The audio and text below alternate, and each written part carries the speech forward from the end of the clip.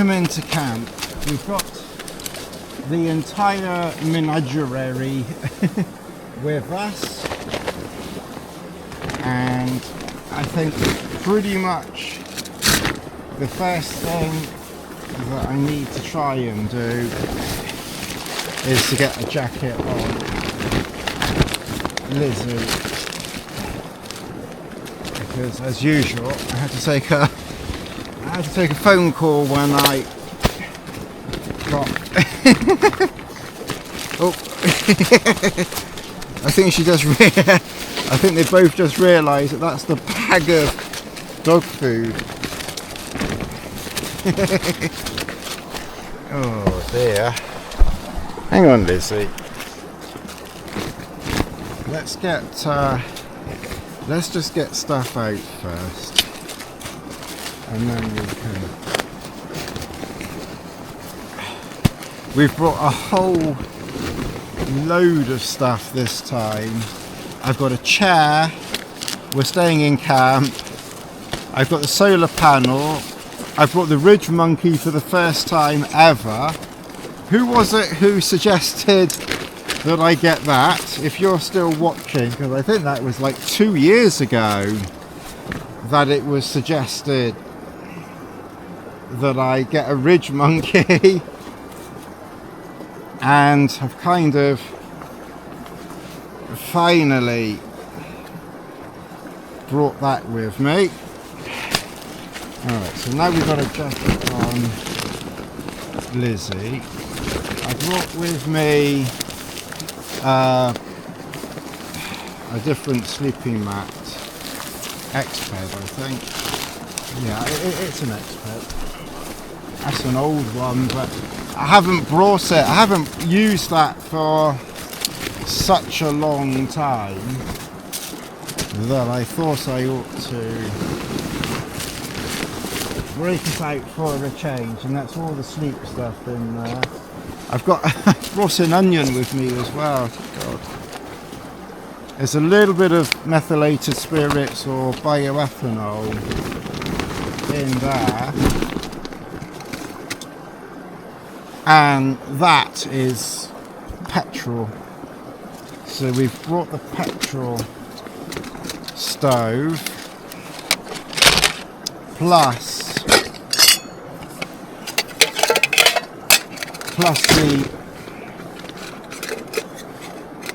plus the X-Boil there, and that pan there. So we've brought a lot of stuff. I probably should have put the other methylated spirits in, just had a little bit more, so I'm not relying on the petrol so much. But having said that, it's going to be good practice, you know, using petrol. Oh, my glasses, and that's empty, and I think that is everything. Alright, and I think I need to get water. Busy, you're standing in the sandwiches.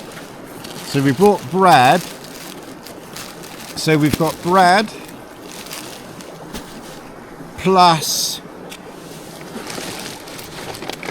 cheese and ham. So hopefully tomorrow we'll have ridge monkey cheese and ham sandwiches. I brought these pots because I had plenty of room, and I kind of got them for camping, but they're like really too awkward and big.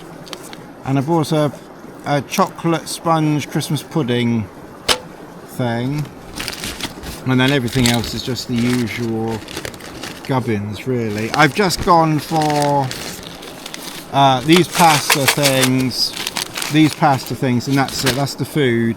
Gonna keep it really simple, but I did bring the ridge monkey to make toasters, so I think we've got, you know, I don't think we're going to go short of food. So I think what I'm going to do is I'm going to have a grenade bar and I'm going to put some food down for the dogs. Alright, and that's your leg tablet. So have that.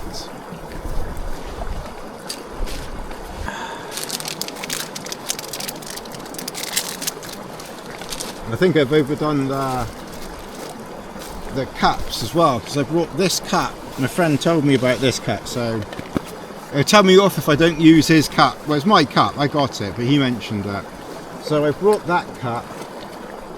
I've got that pot, which I could use and have used as a cup, and then I've got that pot as well, and then I've got the ridge monkey on top of that.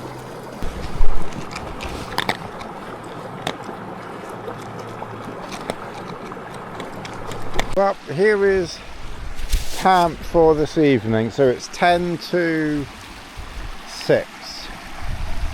So we've just got a few more minutes for the sun to drop down behind that tor over there. If you know this area, you'll know where we are. It's quite a well-known spot, this one. We're not giving too much away by saying that's Brat Tor and that's Doe Tor there. I don't think this is too difficult to find. My pitch, if you remember, my flooded pitch was right across there in the Acto, and that's the water flooding out there. So if you do use this pitch, avoid, unless it's a very dry time, avoid this bit down and pitch further down there. I brought the Supermid. It's really big. It is surprising how big that thing is, to be honest. It takes up quite a lot of real estate. Lassie is found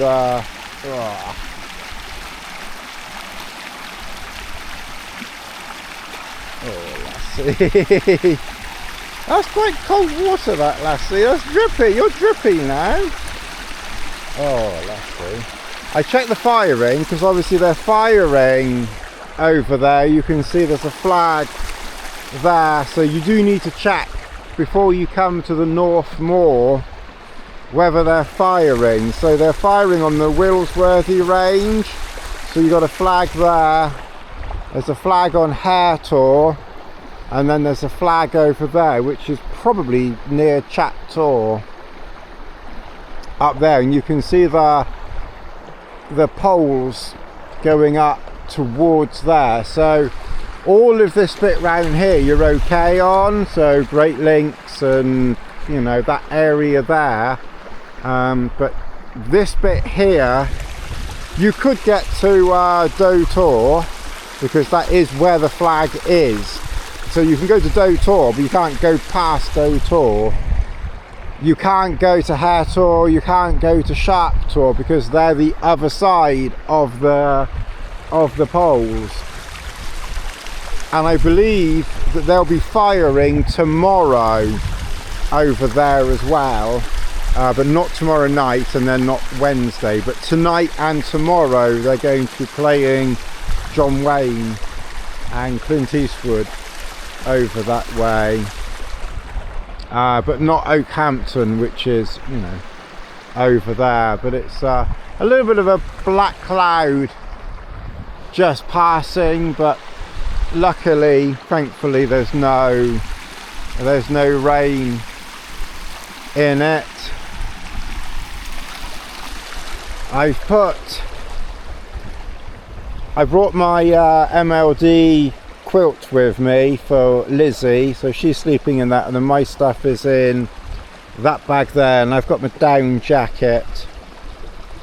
So we have brought quite a lot of stuff, so we're going to have to start it looks a it looks a mess. We're gonna have to start sorting all that out in a minute, and get under cover.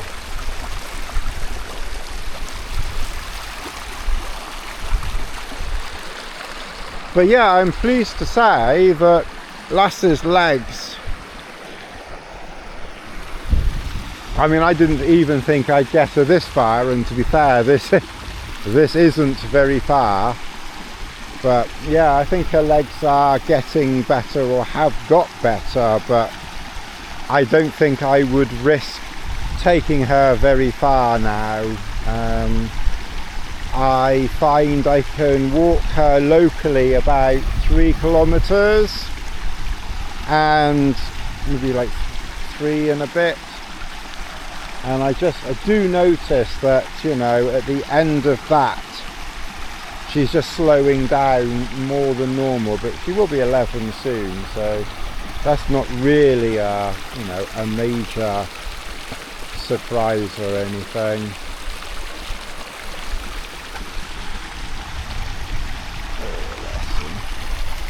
Anyway, I think it's going to be, I think while we've still got a little bit of light left, I think we'll get under cover and just start, you know, getting things, you know, out, and get some food or drink on, maybe one of those pastas or something like that, and just have a little bit of a sort out. Well, how we pump this one up, God, I've had this years, is that this pillow, it's a pump pillow, and you put that end in the end that says inflate, you undo that thing there,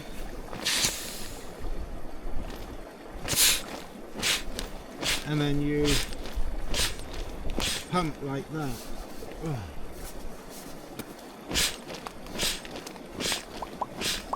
And of course Liz has shown an interest.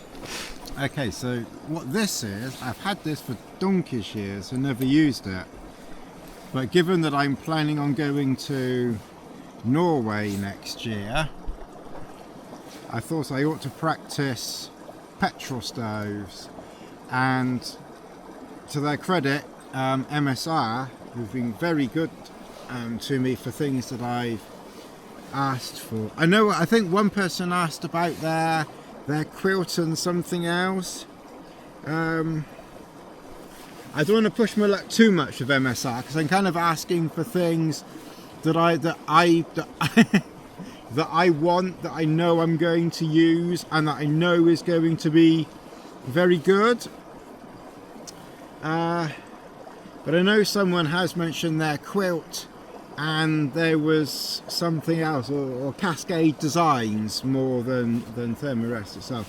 You know, Cascade Designs. So, you know, maybe that's something that we can, you know, think about. I think it would be fair that I would, you know, if I ask them maybe a bit later next year, I think I'd have to be honest and say, look, if you want to send me a quilt or something, feel free, I'll have a look at it. But I'm used to PhD stuff. So I don't know, because I don't really want to get something that I'm pretty sure I'm not going to like too much. But maybe that's equally being, you know, being silly with a thought like that. So, you know, have a think on it, and let me know with Cascade Designs MSR things. But for the moment, they are going to send me their petrol stove in January. So they are very, very good. You know, they have been very kind. But this is an Optimus stove. This is the Optimus Plus. They don't make this one anymore. This is the Plus. They don't make the Plus. They make the standard regular Nova, but this is the Plus. I think the regular one actually is better than the Plus, because with the Plus you have to control it with this dial here, which means you have to have the line, that wire pipe thing, straight for it to work. So that's your petrol there and your pump, and if it's not straight you can't. Whereas the Nova, the standard one, which is the only one they do now, it has a control here, so you could have the, you could have the petrol, obviously you don't have it too close, but you could have it, a little bit closer. So anyway, we're going to try this and see how we get on. So first of all, you want to make sure that it's all turned off, and then you need to get some pump action.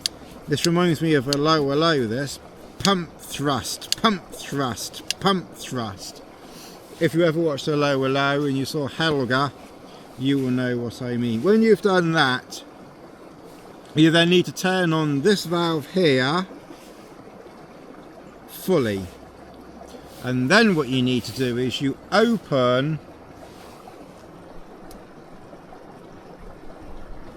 I don't know whether that was enough to be fair, but you open that for like 1 second to let a little bit of pressurized petrol into this. This does start very easily, I have to say. This one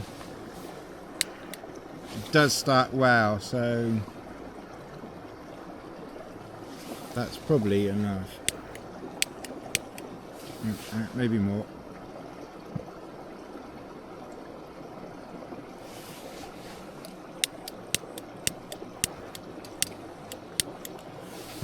Oh.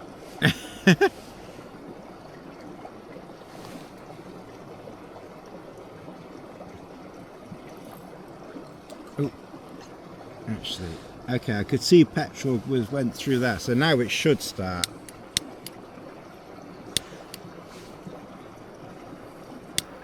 Oh, that's it. Alright, so it is still a little bit of a work in progress, this one. I'd rather put less petrol in. I guess one advantage of having the controller back here is that your hand isn't right next to a flame, so that definitely is one advantage. And what we're looking for is we want that yellow flame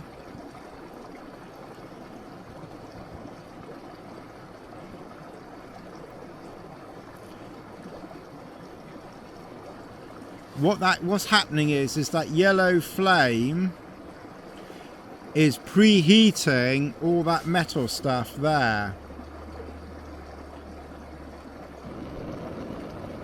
And that is now preheated, so now nearly preheated.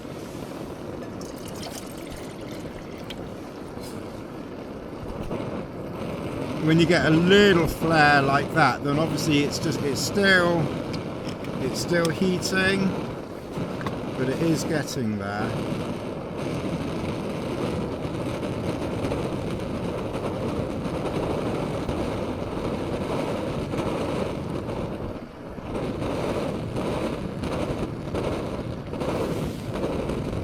What I did do, I did bring this.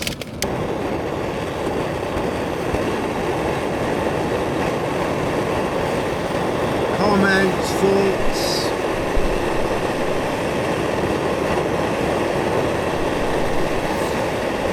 Put them below.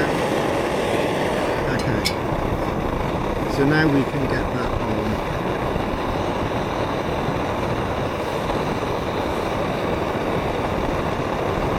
So I think what we'll do is we'll do soup first.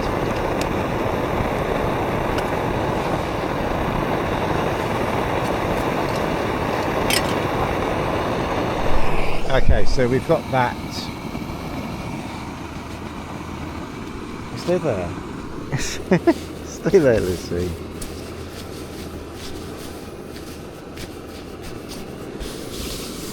I know the, maybe I should have stuck with the thermarest, because I know she can't puncture the thermarest. It's a little bit more of an unknown, this one.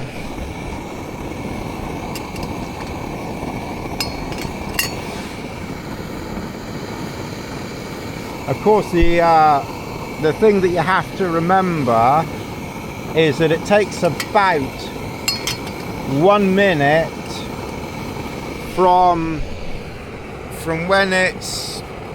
when you turn it off, basically. Sorry, I'll get my brain engaged.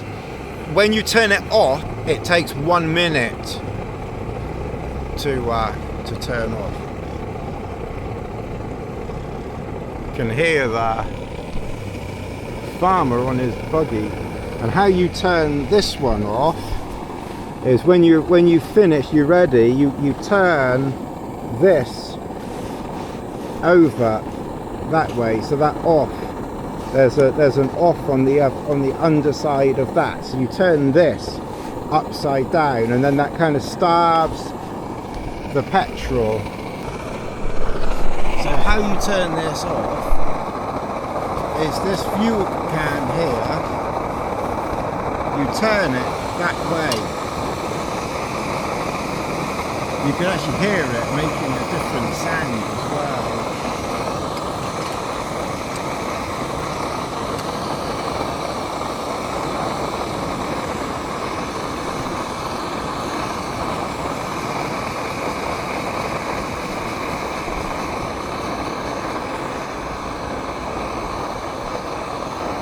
I've turned it down a little bit because I noticed that the flame was coming around the side a little bit, which we don't want. I did bring a thing to go underneath, so when I do another warming up thing, then I'll put that underneath. But what's happening is it's slowly starving this off petrol. There, it stopped. So as soon as it stopped, then you turn that off there by dialing it, and then turn that one off there. So you've got to turn two things off. So that's off and that's off.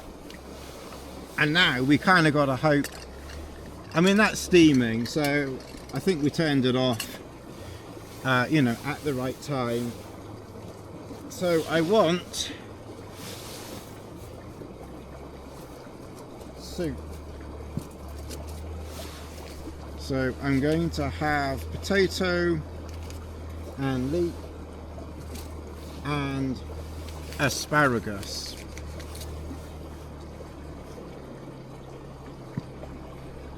And I've got to find my spoons.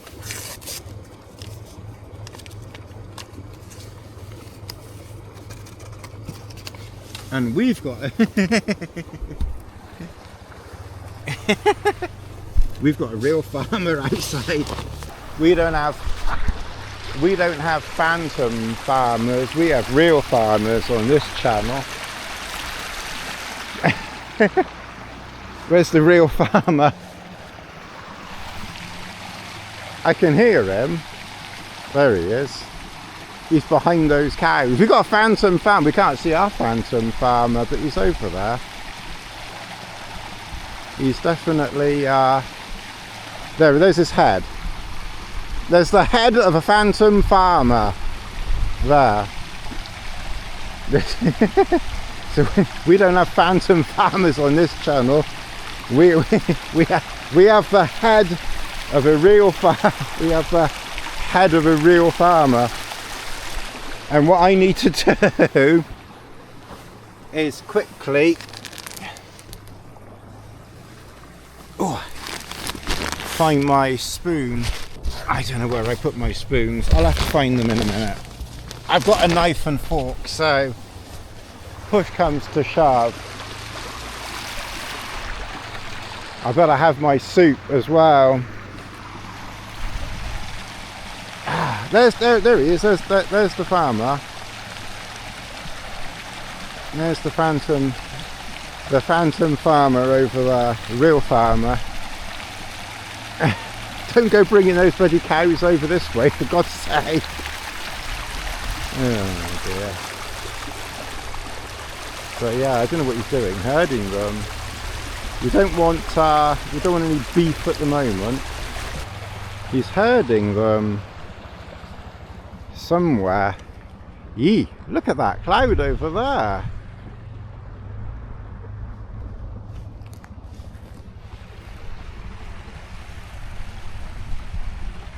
He's herding them up there. God alone knows why. There must be something going on, because there's sheep on the move over there as well. I wonder whether there's like two farmers. There he is, there's the phantom farmer. So there's your phantom farmer. And that's phantom that's phantom cows. And then there's some phantom sheep over there.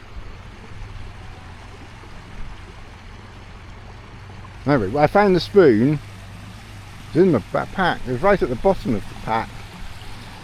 But that looks very bleak behind there.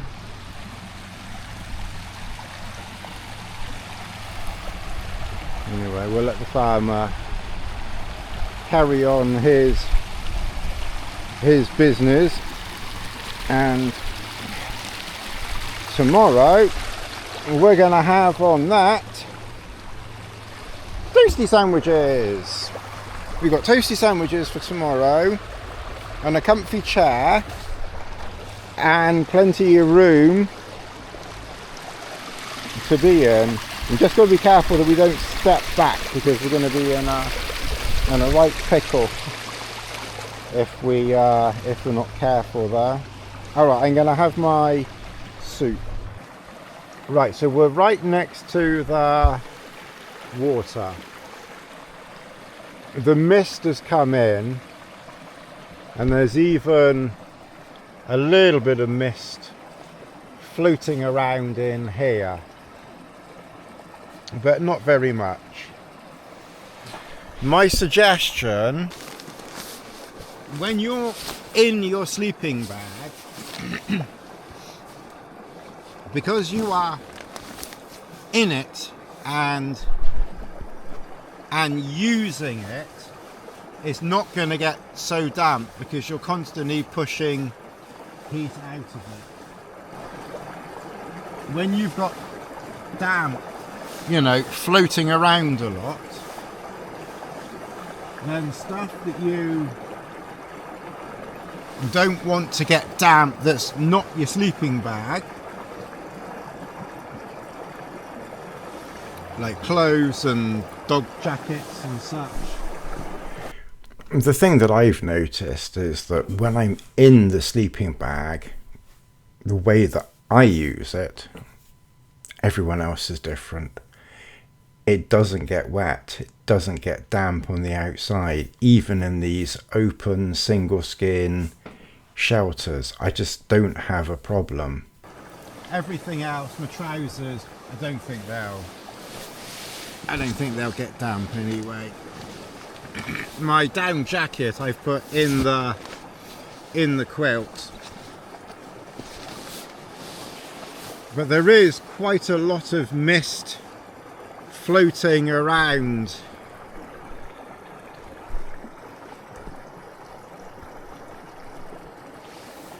in here.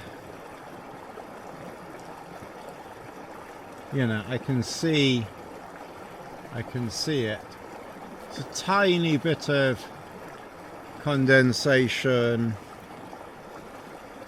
forming, but not, you know, not a huge amount.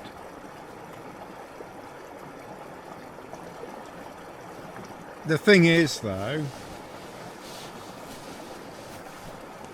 I know from experience that it is absolutely nothing to worry about. The material on this quilt, this is a I think this is MX, this is PhD MX. So this is not waterproof, this is not water resistant, this is just a breathable, lightweight material on this quilt. And that's it. And you know, I don't expect to have any problems, you know, with this at all, even though there is mist, even though there is mist in the air, there's mist outside, and we're right next to that brook. But until we have to, and I suspect we won't have to at all, then that door will stay open the entire time. Obviously the vent is open always anyway, and we've got, you know, quite a lot of air flowing, you know, around the bottom. Anyway, now we're settled in. We're not really organised. I'll probably organise a bit more, you know, in the morning. I'll probably organise a bit more in the morning, because we're just gonna have a relaxing couple of days here. I'll do a video on the HMG Windrider pack. We'll probably talk about the petrol stove a little bit more, and you know, and do something else. You know, we'll do some cheesy sandwiches on that tomorrow. Oh. But generally we're just going to chill out, you know, and relax and head home in a few days' time. Anyway, if anything else happens, or I think of something, then we'll talk later. Otherwise this is just a very short first part, and we'll kind of see what we do, because I don't have any real plans this trip. This is just a relaxing, realistically, because I'm getting a border collie puppy in about 3 weeks time, this is probably realistically my last chance. I maybe will be able to get it down here mid-late December, but I don't know. We'll have to see, because that's really quite soon. That might be pushing my luck a bit. But I just wanted to get Lassie out, really. This is more of this is another let's get Lassie out trip, if she's doing, you know, a little bit better. But I didn't want to go too far. Anyway, I'm going to have another drink or something, and then we will catch up later on.